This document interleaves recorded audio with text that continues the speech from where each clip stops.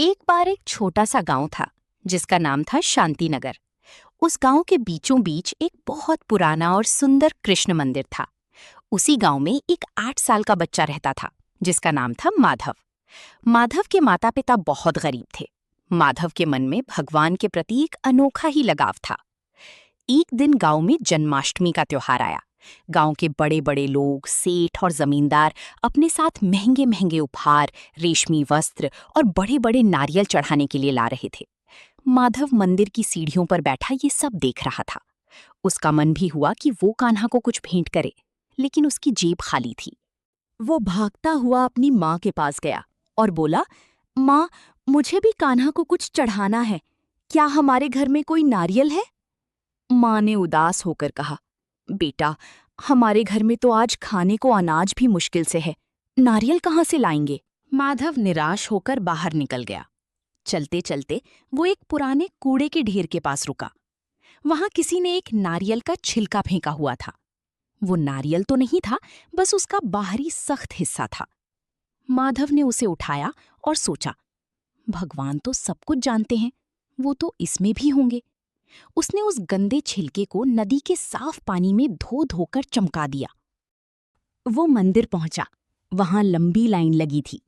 जब माधव की बारी आई, उसने बड़ी मासूमियत से वो गीला नारियल का छिलका भगवान के चरणों में रख दिया। मंदिर के मुख्य पुजारी, जो थोड़े घमंडी स्वभाव के थे, उन्होंने जब वो कूड़ा देखा तो वो आग बबूला हो गए। उन्होंने चिल्लाकर कहा, ए लड़के, ये क्या बदतमीजी है? भगवान के चरणों में ये कचरा क्यों रखा? क्या तुझे लगता है मेरे कान्हा को ये रद्दी चीजें पसंद है? पुजारी ने वो छिलका उठाकर बाहर फेंक दिया। माधव की आंखों में आंसू आ गए। वो रोने लगा और बोला, पुजारी जी, मेरे पास और कुछ नहीं था। मैंने इसे बहुत प्यार से धोया था। क्या मेरे कान्हा मुझसे नाराज हैं?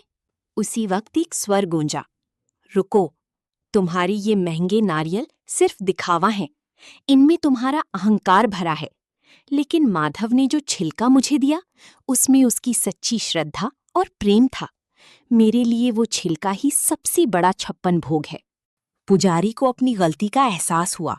वो दौड़े दौड़े बाहर गए और मिट्टी में पड़े उस छिलके को उठाकर अपने सर पर लगाया। जब उन्होंने उसे वापस लाकर भगवान के चरणों में रखा, तो वो छिलका अपने आप एक चमकदार सोने के नारियल में बदल गया। पूरा गांव जय कन्हैया लाल की के नारों से गूंज उठा। सबने समझ लिया कि भगवान को पाने के लिए धन दौलत की नहीं, बल्कि एक निश्चल और साफ मन की जरूरत होती है।